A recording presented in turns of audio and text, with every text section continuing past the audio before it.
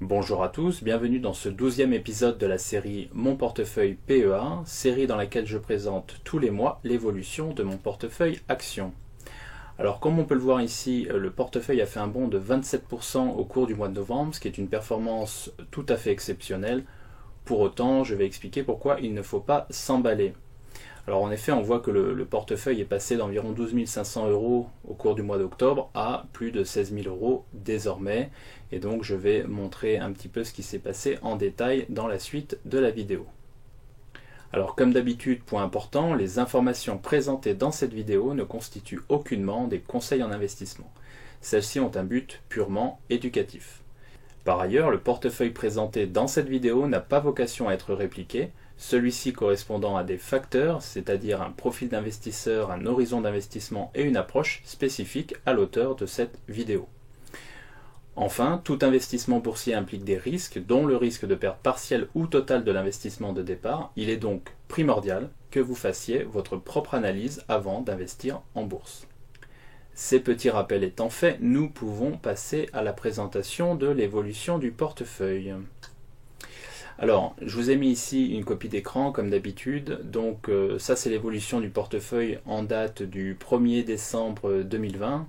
Donc on voit ici que le portefeuille est désormais valorisé à hauteur de 16 477 € avec un solde d'espèces de 1 687 €. Alors comme d'habitude, j'ai classé le portefeuille par valorisation, donc par poids, c'est la même chose. Donc vous avez les lignes les plus importantes au sein de mon portefeuille en haut et vous avez les lignes les moins importantes au sein du portefeuille en bas. Alors on peut faire plusieurs remarques. La première remarque, c'est qu'en termes de valorisation, vous voyez, on a désormais 1, 2, 3, 4, 5, 6, 7 lignes valorisées au-delà de 1 000 €. Et on trouve toujours les mêmes lignes en haut du portefeuille, à savoir les lignes Total Renault, mon ETF PEA Turquie, et puis Danone, Maison du Monde, Eutelsat et BIC ensuite. Et puis on va trouver des lignes un peu moins conséquentes en dessous, à savoir Fontaine Pajot, Kinepolis, Inat Pharma, un ETF sur les bancaires européennes, et puis AB InBev et Accor tout en bas du portefeuille. Alors, on va faire un point très rapidement sur les plus-values. Donc, on va regarder un petit peu les plus-values. Donc, variation par rapport au prix de revient unitaire, donc variation par rapport au PRU. Et ce qu'on peut voir ici, c'est qu'on a une évolution très favorable au sein de mon portefeuille par rapport au dernier mois. Alors, pour ceux qui suivaient déjà mes vidéos au mois de mars, on se rappelle que l'action totale affichait moins 50%, donc une moins-value latente de moins 50%. On voit que la moins-value est désormais de 6% et que le titre, lorsqu'on prend en compte les versements de dividendes, est en plus-value latente.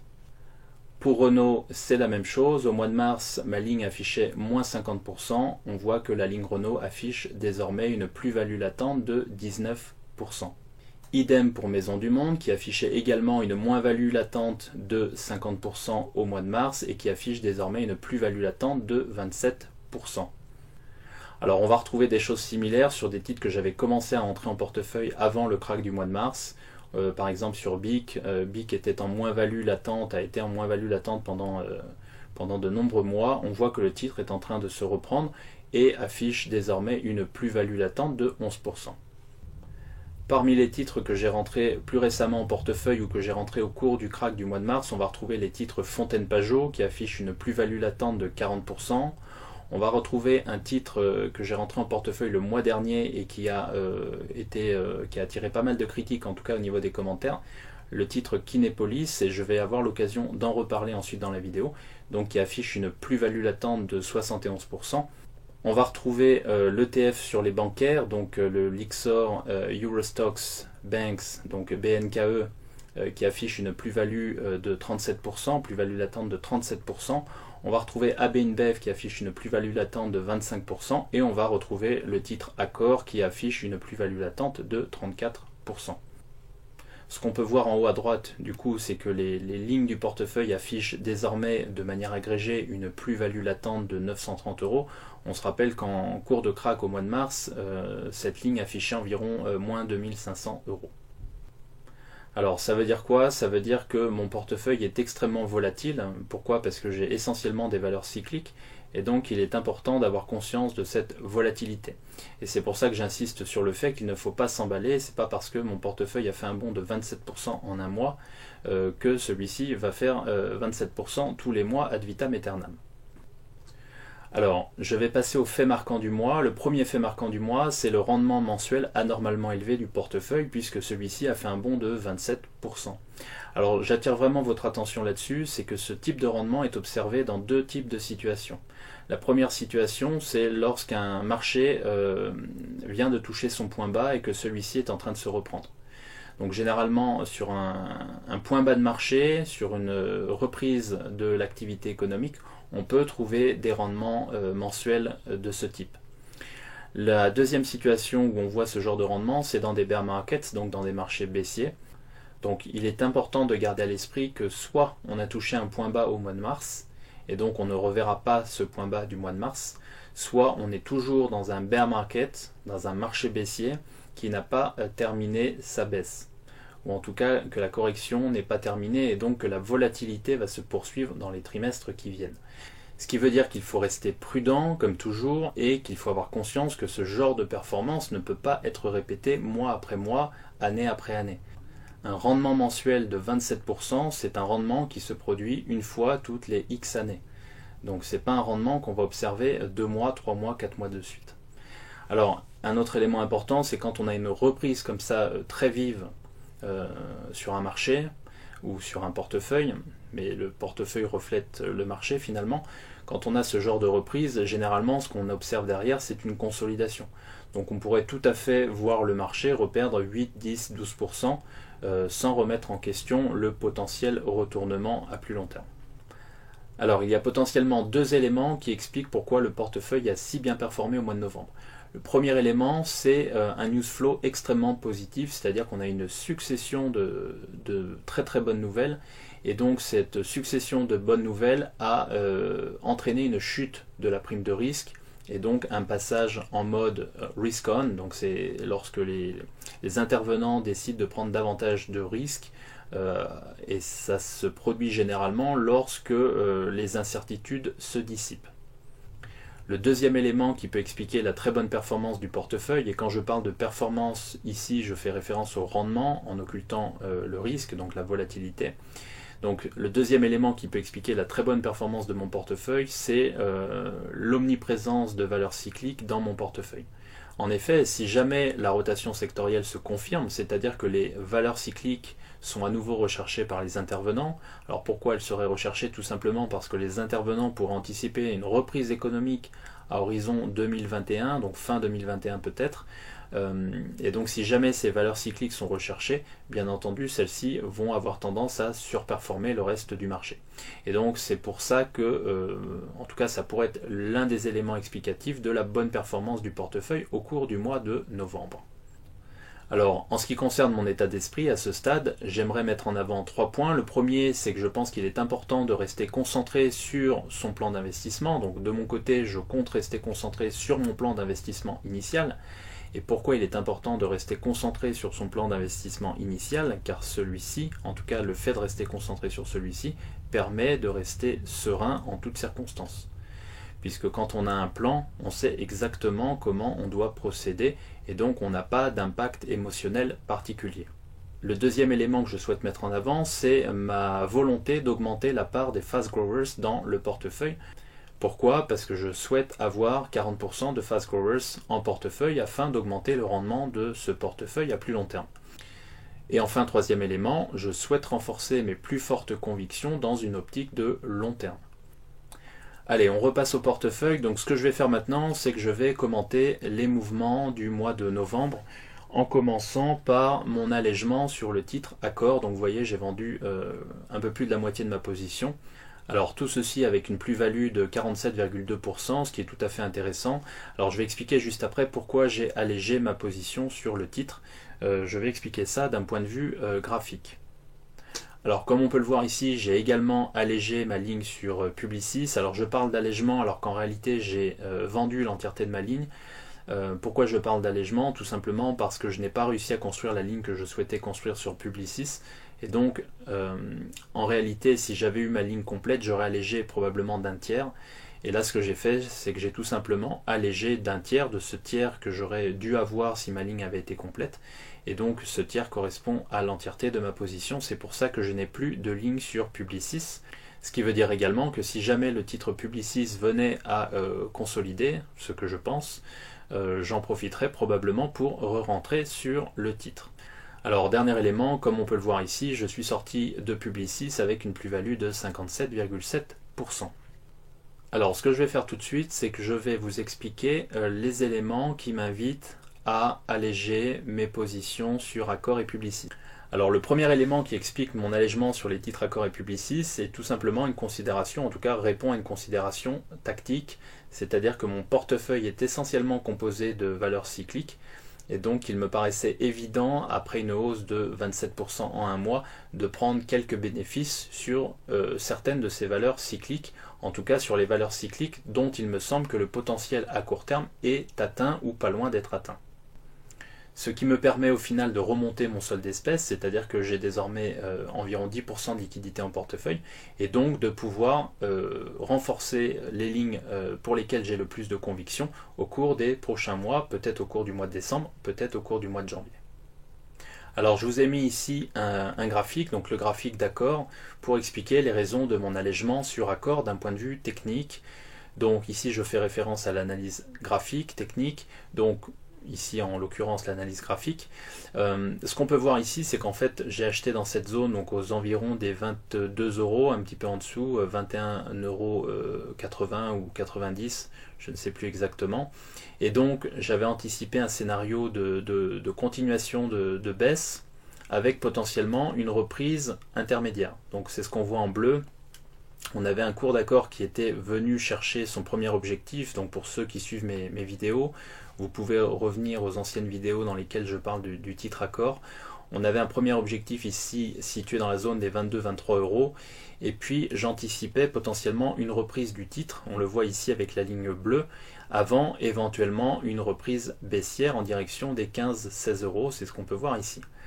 Alors on note également la présence d'un gap, alors ici on a un gap qui est signalé en fréquence hebdomadaire, puisque là on voit qu'on est en fréquence mensuelle, je suis en fréquence mensuelle ici, donc on ne le voit pas, il n'y a pas de trou de cotation ici, mais lorsqu'on se place en fréquence hebdomadaire, on a un trou de cotation, donc ce qu'a fait le marché tout simplement, ou ce qu'a fait le titre, c'est qu'il est venu rechercher cette zone de gap, et donc comme vous le savez, pour ceux qui suivent mes vidéos d'analyse technique, dans les zones de gap, ici on a un gap baissier, c'est pour ça que je l'ai mis en rouge. Dans les zones de gap baissier, généralement, on a l'apparition d'un courant vendeur, au moins à court terme. Donc, l'idée pour moi, c'était éventuellement de pouvoir vendre une partie de ma position sur un excès haussier. Et donc, j'ai vendu mes titres Accor ici au-dessus des 32 €. Et vous voyez que le cours est repassé sous les 30 €. Donc, j'ai vendu mes titres, en tout cas la moitié, un peu plus de la moitié de ma position sur Accor dans cette zone. Pourquoi? Parce qu'il me semblait qu'on avait une hausse excessive sur le titre. Pourquoi? Parce qu'on a effectivement cette zone de gap en fréquence hebdomadaire qui fait office de résistance. On a la présence des moyennes mobiles exponentielles ici en bleu qui font également office de zone de résistance. Et puis on a surtout en chandelier japonais un équivalent de Marubozu, même si on a une mèche en bas relativement importante. On peut parler ici de long chandelier noir éventuellement, et donc généralement sur ce type de chandelier on a une zone de résistance située environ au niveau de la moitié du corps de ce chandelier. Donc on a de nombreuses zones de résistance, et donc il me semblait pertinent de vendre sur un excès haussier dans la zone des 32 € tout simplement. D'autant plus que la reprise baissière n'est toujours pas écartée, et donc on pourrait avoir une rechute du titre Accor, soit en direction des 27 €. Pourquoi? Parce que ici, le long chandelier blanc qui est ici pourrait avoir une zone de support située au milieu du corps de ce chandelier, donc dans la zone des 26-27 € environ. Et puis on pourrait éventuellement avoir un retournement du marché, en tout cas sur Accor, en direction des 15-16 €. Donc pour moi, il paraissait pertinent de couper la moitié de ma position sur Accor sur ces considérations techniques. Il y a un autre élément pour moi qui est important, c'est-à-dire que le potentiel haussier à horizon de quelques années sur Accor se situe aux environs des 50 €. Et donc quand vous avez un cours de bourse qui fait quasiment la moitié du trajet, donc c'est-à-dire qu'on est passé de 22 € à 32 € avec un potentiel de hausse situé entre 48 et 52 €. Ça veut dire que quand un cours de bourse fait la moitié du trajet par rapport à l'objectif final éventuel, alors j'inclus pas les dividendes, mais sans les dividendes, et quand il fait ce trajet en un mois seulement, on peut se poser la question de pourquoi je garderais ma ligne ou l'entièreté de ma ligne en allant chercher la moitié de l'objectif, c'est-à-dire un potentiel de hausse encore de 50%, et peut-être en devant attendre, en immobilisant mon capital pendant 120 mois. D'accord ? Si je pars du principe qu'on va aller chercher cet objectif dans les 10 prochaines années, je cours le risque de garder ma position pendant 120 mois éventuellement pour aller chercher une hausse de 50%. Alors que j'ai déjà pris une hausse de 50%, quasiment, puisque j'ai vendu avec une plus-value de 47%, mais j'ai quasiment obtenu une hausse de 50% de ma ligne en un mois seulement. Et donc quand je raisonne en termes de rendement, j'inclus toujours un aspect temporel, c'est-à-dire en combien de temps ce rendement a été fait. Parce qu'un rendement de quasiment 50% en un mois, il faut bien avoir conscience que c'est des rendements extrêmement importants et ce ne sont pas des rendements qui se produisent tous les mois et de manière régulière. Donc voilà ce qui explique mon allègement tactique, en tout cas sur le titre Accor. Bien entendu, si le titre Accor devait retourner dans la zone des 26 €, 27 €, peut-être que je reprendrai une position, en tout cas je renforcerai ma ligne à nouveau en jouant potentiellement soit une sorte de double bottom ici, soit éventuellement une rechute plus bas, et auquel cas je pourrais renforcer par palier ensuite. Voilà, tout ceci restera à déterminer. Les paliers que j'avais indiqués ne changent pas. Maintenant, il est possible que je revienne en position sur la zone des 26-27 € selon la configuration du titre. Alors, la même chose, je vais expliquer les raisons de mon allègement sur le titre Publicis. Alors, pour ceux qui ont suivi les analyses graphiques sur le titre, vous pourrez regarder les vidéos. J'avais anticipé éventuellement une chute ici sur ce niveau, j'avais mis une flèche. J'anticipais une reprise baissière ici en direction des 29-34 €, puis éventuellement des 25 €, puisqu'on avait un magnifique support ici correspondant à l'apex de ce triangle. Mon but n'étant pas de parler d'analyse technique de manière détaillée, on va se focaliser sur ce qui se passe désormais. Donc on a une reprise en V sur le titre Publicis. J'avais acheté dans la zone des 24 € et donc j'ai revendu avec une plus-value de 57% il me semble. Donc la question pour moi est la suivante, c'est-à-dire est-ce qu'on a affaire ici à un V-bottom, c'est ce qu'on voit ici. Alors si jamais c'est le cas et qu'on a vraiment un V-bottom, ce qui va se passer c'est que le titre peut encore monter un peu, 40, 41, 42 €, et puis à un moment on va avoir une zone de consolidation qui va durer potentiellement plusieurs semaines, voire quelques mois, et puis le titre va repartir tranquillement à la hausse plus tard. Mais la question c'est est-ce qu'on a affaire à un V-bottom ou est-ce qu'on a affaire à un double bottom. Donc potentiellement de mon côté je pense qu'on pourrait avoir un double bottom larvé. Donc double bottom larvé ça veut dire quoi? Ça veut tout simplement dire qu'on a une première reprise haussière et puis on va avoir un deuxième creux ici avant une reprise haussière plus durable. Ça c'est le potentiel. On pourrait également avoir un double bottom classique, donc figure en double creux classique, c'est-à-dire un premier V et puis un deuxième V avant une reprise haussière. Un double bottom classique mais avec un deuxième V un peu plus bas, donc dans la zone des 25 €, ou encore on pourrait observer un double bottom optimisé, c'est-à-dire un deuxième V plus bas que le premier V.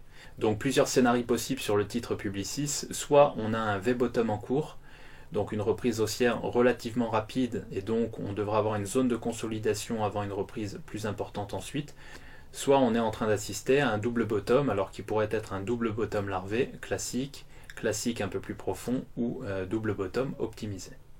Alors maintenant quand je me concentre, donc je zoome ici sur la vue hebdomadaire, ce qu'on peut voir ici c'est qu'on a une formation en biseau, on a cassé ce biseau par le bas et puis on est en train de le reprendre par le haut, et donc on a ici une zone de résistance formée par l'apex de ce biseau avec un chandelier donc en fréquence hebdomadaire qui se trouve au-delà de sa bande de Bollinger supérieure et au-delà de ma ligne de signal. Je vous rappelle que j'utilise une moyenne mobile exponentielle 3 périodes.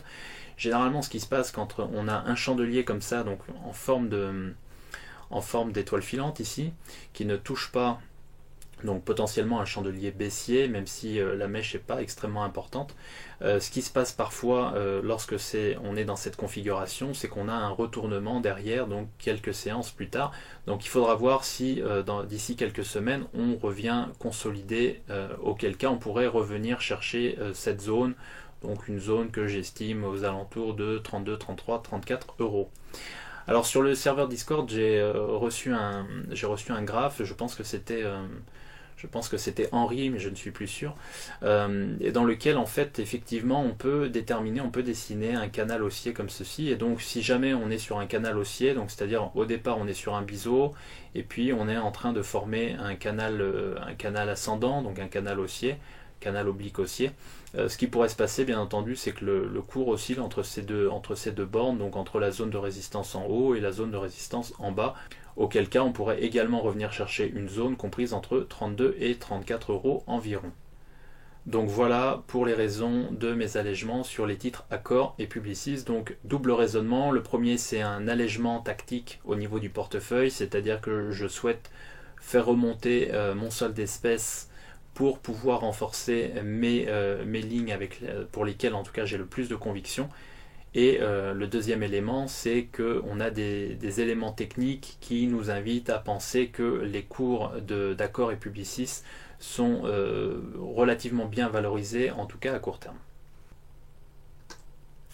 Alors ce que je vais faire maintenant tout simplement, c'est que je vais vous montrer un email que j'ai reçu et je vais le commenter très rapidement. Pourquoi? Parce que c'est un email intéressant, alors pas parce que le contenu est intéressant, mais parce que ça me permet de vous donner des éléments par rapport à ce contenu. Donc j'ai reçu ce mail, donc vous voyez c'était en date du 6 novembre, vendredi 6 novembre à 21h17, donc ce mail a été envoyé sur le blog. Et donc ce mail intervenait juste après la publication de ma dernière vidéo de reporting mensuel. Et donc je vais vous lire le mail et puis je vais le commenter. Alors on me dit: bonjour, je vous trouve bien gentil même si vous abusez beaucoup de l'anglophonie. Alors pour rappel, j'aime beaucoup l'anglais et je continuerai potentiellement à expliquer les termes et en français et en anglais.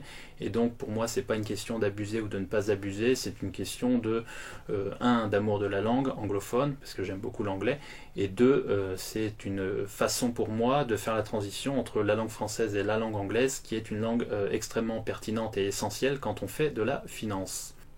Alors il me dit ensuite que il me trouve bien gentil, mais aussi très naïf. Alors on va regarder un peu ce qu'il me dit. J'ai découvert quelques vidéos et lorsque je vous entends parler de 30 ans, cela me met en lévitation. Je ne suis plus tout jeune.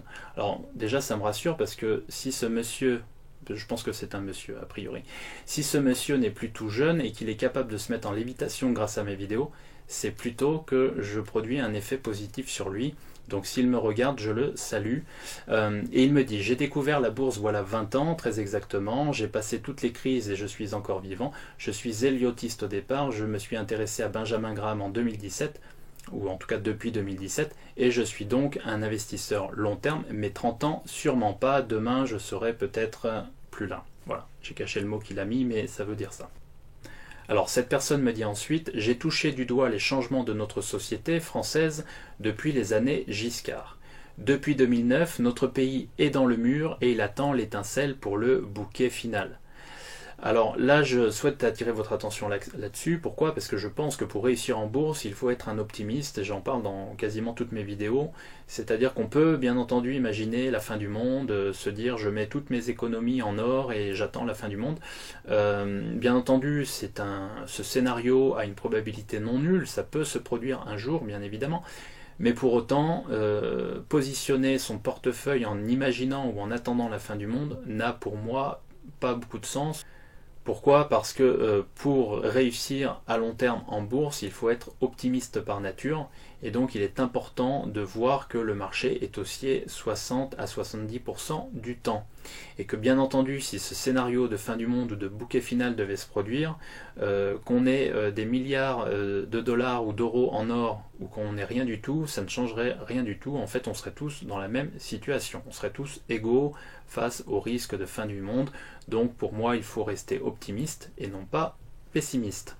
Alors il me dit ensuite: oui, il faut investir, oui, il faut faire du long terme car le trading ne gagne pas. Personnellement, je n'en ai jamais fait. Alors là, j'émettrais simplement une nuance, c'est que effectivement le trading est très compliqué, pardonne beaucoup moins que l'investissement à long terme. Pour autant, il y a des gens qui sont extrêmement compétents dans ce domaine et donc je n'irai pas à dire que le trading ne gagne pas. Je dirais simplement qu'il est très difficile de gagner en trading, ce qui n'est pas tout à fait la même chose. Il me dit ensuite, mais fonctionnez de la manière que vous l'expliquez, vous allez aussi droit dans le mur. Alors je remercie cette personne de me faire part de ses craintes vis-à-vis de la manière dont je positionne mon portefeuille. Il me dit ensuite, sans doute votre naïveté est-elle en lien avec votre jeune âge? Et là j'aime beaucoup cette phrase. Pourquoi? Parce que j'estime que être un bon investisseur n'est pas une question d'âge. Alors c'est en partie une question d'expérience, mais pas que. Et quand je vois la pertinence des commentaires et des réflexions des jeunes investisseurs qui se trouvent sur le serveur Discord, je pense que être un bon investisseur n'est certainement pas une question d'âge. Alors, il me dit ensuite qu'il faut un minimum que sans doute vous n'avez pas, donc là j'ai pas tout compris. Et ensuite il me donne un exemple sur le titre Kinepolis, donc que j'ai présenté en date du 6 novembre, et il me dit, juste un exemple, sur votre dernière vidéo vous parlez de Kinepolis, j'ai géré un portefeuille de 1 million d'euros d'une amie belge, donc effectivement, bravo à vous, que je connais depuis longtemps, ok. Votre actif net se situe dans une fourchette large de 16 à 34 euros environ, quand il est chez moi autour de 5 euros. C'est vrai que je suis un peu sévère, mais c'est aussi cela la marge de sécurité. Cette personne est quand même restée extrêmement polie, puisqu'il me dit cordialement. Donc on va regarder ce que ça a donné sur Kinepolis. Effectivement j'avais une fourchette entre 16 et 34 euros et j'ai construit une position, donc c'est pas la position complète que je souhaitais construire, mais j'ai construit une partie de ma position dans la zone 18-23 euros de mémoire. Et donc ce qui s'est passé, c'est que le titre a pris 113% en quelques jours. Donc là on est sur le mois de novembre, mais la réalité c'est que le titre est remonté de 113% en quelques jours. Alors je pense qu'au final, la marge de sécurité était pas trop mal déterminée de mon côté. Alors ça me permet de faire passer un autre message, et le message est le suivant, c'est que parfois vous allez être entouré de personnes qui vont vous donner des conseils, et c'est des commentaires qui reviennent souvent en dessous de mes vidéos, donc vous avez des personnes qui vont vous donner des conseils, qui vont critiquer ce que vous faites, et donc l'idée c'est d'avoir un plan d'investissement et de s'y tenir, c'est-à-dire une fois que vous avez déterminé votre plan d'investissement, alors bien entendu quand on commence c'est pas évident, on ne sait pas exactement ce qu'on fait au départ, mais plus vous allez progresser, plus vous allez être en mesure d'avoir un plan d'investissement et plus vous allez être en mesure de vous y tenir. Et donc quand vous allez recevoir des commentaires de personnes autour de vous qui vont essayer de vous influencer juste par ego ou par volonté de faire passer leurs idées, il est important pour vous de garder la tête froide et de rester concentré sur vos propres idées et votre plan d'investissement initial. Allez, on passe à la Google Sheet. Donc très rapidement, vous pouvez retrouver celle-ci sur le site épargne-investissement-et-patrimoine.fr, donc avec des tirets. Et donc ce qu'on peut voir ici, c'est que le portefeuille affiche désormais une plus-value latente de 9,86%, à comparer à une moins-value latente le mois dernier de 13% environ. Vous trouverez également ici les plus-values et moins-values réalisées au cours des derniers mois. Alors pour ceux qui sont intéressés pour suivre mon portefeuille un peu plus en temps réel, je vous ai mis un lien sous la vidéo, donc vous avez juste à cliquer sur le lien et puis vous avez juste à entrer votre adresse email, c'est totalement gratuit, je n'envoie des emails que très rarement, et donc vous pouvez retrouver tous les détails de mes portefeuilles, donc pour le moment PEA mais bientôt CTO, en accédant à mon fichier privé avec une mise à jour 48 heures après chaque ouverture ou clôture de position. En ce qui concerne les dividendes, donc ici pas trop de changements, j'ai juste donc clôturé ma ligne Publicis, donc je n'ai plus de titres, donc plus de dividendes. On voit ici que le rendement sur coût du portefeuille du coup a légèrement baissé. Vous avez ici la répartition des dividendes tels qu'ils sont attendus au cours de l'année, donc on peut voir ici que j'ai touché 100 € de dividendes au cours du mois de novembre, notamment un dividende de Eutelsat, que je n'ai pas réinvesti d'ailleurs, qui est resté dans mes liquidités. Et puis on va trouver ici l'allocation du portefeuille, donc très rapidement présentation de cette allocation, donc j'ai 10% de liquidité en portefeuille, vous voyez que la part de liquidité est remontée. Total représente 15% du portefeuille, Renault représente 15% du portefeuille, le Lyxor PEA Turquie représente 11,6% du portefeuille, Maison du Monde représente 9% du portefeuille, Danone 10% du portefeuille, Eutelsat 6%, BIC 6%, Fontaine Pajot 4%, Inat Pharma 3%, AB InBev 1,7%, mon ETF sur les bancaires européennes 1,7% et Kinepolis représente désormais 4% du portefeuille.